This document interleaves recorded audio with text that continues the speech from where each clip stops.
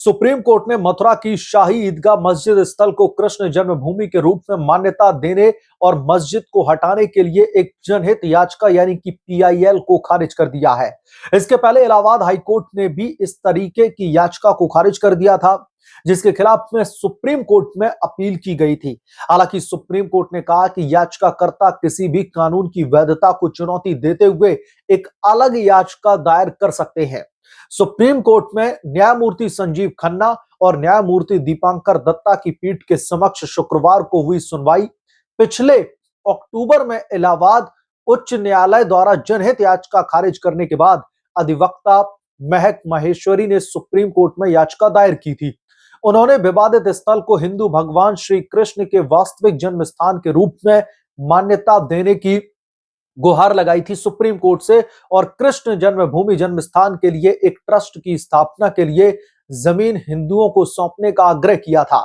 जनहित याचिका के माध्यम से वकील ने दावा किया था कि यह स्थल इस्लाम से पहले का है और अतीत में विवादित भूमि के संबंध में किए गए समझौतों की वैधता पर सवाल उठाया था। सुनवाई के शुरुआत में न्यायमूर्ति खन्ना ने याचिकाकर्ता की ओर से पेश वकील से कहा कि जनहित याचिका की आवश्यकता नहीं है, क्योंकि एक ही मुद्दे पर कई सिविल मुकदमे लंबित हैं। जवाब में वकील ने शिकायत की हाईकोर्ट ने केवल इस आधार पर महेश्वरी की याचिका को खारिज कर दिया था कि अन्य मुकदमे इसी प्रकरण को लेकर के लंबित थे। जस्टिस खन्ना ने कहा कि आपने इसे जनहित याचिका के रूप में दायर किया, इसलिए इसे खारिज कर दिया गया है। इसे सामान्य मुकदमे के रूप में दर्ज कराएं, हम इस पर विचार करेंगे। यानी कि एक तरीके से सुप्रीम कोर्ट ने झटका तो दिया, लेकिन दूसरा रास्ता भी दिखा दिया कि आप जनहित याचिका के बजाय सामान्य मुकदमे के तौर पर दर्ज करवाएं। इस पर वकील ने पूछा कि क्या मैं इस पर अलग से याचिका दायर कर सकता हूं। इस पर जज ने स्पष्ट किया कि बिल्कुल कर सकते हैं, लेकिन जनहित याचिकाओं के तौर पर नहीं।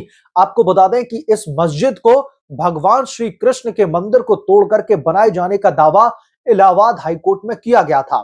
याचिकाकर्ता ने कहा था कि भगवान श्री कृष्ण के पौत्र ने मथुरा मंदिर का निर्माण करवाया था। मंदिर के लिए जमीन दान में मिली थी, इसलिए जमीन के स्वामित्व का कोई विवाद ही नहीं। राजस्व अभिलेखों में जमीन अभी भी कटरा केशव देव के नाम पर दर्ज है। इसके पहले इलाहाबाद हाईकोर्ट की याचिका में दावा किया गया था कि भगवान श्री कृष्ण का जन्म स्थान मस्जिद के नीचे है और वहां पर कई संकेत हैं जो कि स्थापित करते हैं कि मस्जिद एक हिंदू मंदिर था।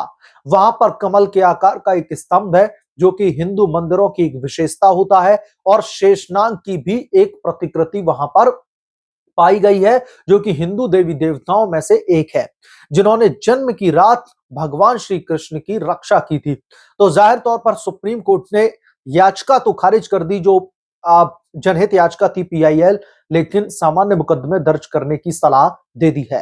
बहरहाल इस मामले पर आपकी क्या राय है, हमें कमेंट करके जरूर बताएं। जल्द मिलूंगा किसी दूसरे बड़े अपडेट के साथ में, तब तक के लिए धन्यवाद। अगर आप लोग चैनल पर नए हैं तो प्लीज चैनल को सब्सक्राइब करें, साइड बने बेल आइकन को भी प्रेस करें ताकि जैसे ही मैं कोई नया अपडेट लेकर के आऊं तो उसकी जानकारी सबसे पहले आपको मिले।